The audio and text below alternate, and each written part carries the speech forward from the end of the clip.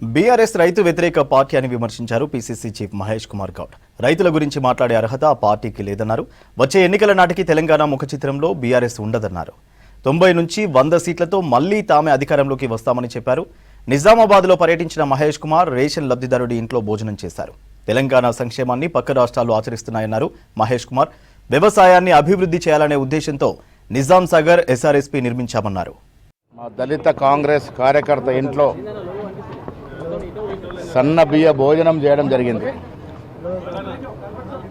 మేము సన్న బియ్య భోజనాలు చేయడం ద్వారా తెలంగాణ ప్రజలకు తెలియాల్సినటువంటి విషయం, ఈ దేశంలో ఏ రాష్ట్రంలో లేని విధంగా ఒక బృహత్తరమైనటువంటి స్కీము సన్న బియ్య స్కీము క్యాబినెట్ తెలంగాణ కాంగ్రెస్ ప్రభుత్వం ఈ బృహత్తరమైన స్కీమ్ని ప్రవేశపెట్టడం జరిగింది.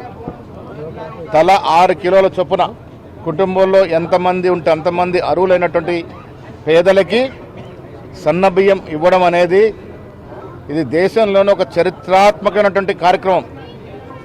ఈ కార్యక్రమాన్ని సద్వినియోగం చేసుకుంటూ ఉన్నారు. పోయిన ప్రభుత్వంలో దొడ్డు బియ్యం పంపిణీ అనేది ఏ రకంగా ఒక పెద్ద స్కామ్లా మారిందో మనకు తెలుసు. నిజామాబాద్ జిల్లాలో కూడా కేసీఆర్ కుటుంబ సభ్యుల ప్రమేయంతో దొడ్డు బియ్యం అంతా కూడా సన్నగా మార్చబడి ఇతర రాష్ట్రాలకి దొడ్డిదారిన అమ్మబడ్డాయి.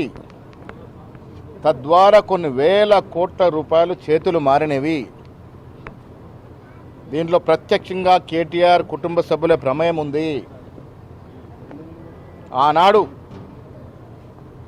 ఈ దొడ్డు బియ్య పథకంలో మధ్య దళారులు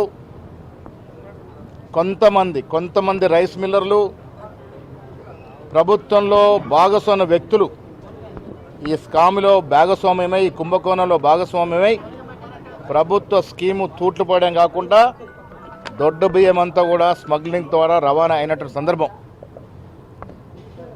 కొంత బియ్యం కోళ్ల ఫారాలకి అక్కడెక్కడ సరఫరా అయినట్టు సందర్భం. ఇది గుర్తించిన కాంగ్రెస్ ప్రభుత్వం ఈ స్కీము పక్కదారి పట్టకుండా ఉండటానికి ప్రతి పేదవాడికి నాణ్యమైనటువంటి సన్నబియ్యం ఇస్తే వాళ్ళు తిని ఆనందపడతారన్న ఒక ఉద్దేశంతో ఈ బృహత్తరమైనటువంటి కార్యక్రమం సన్నబియ్యం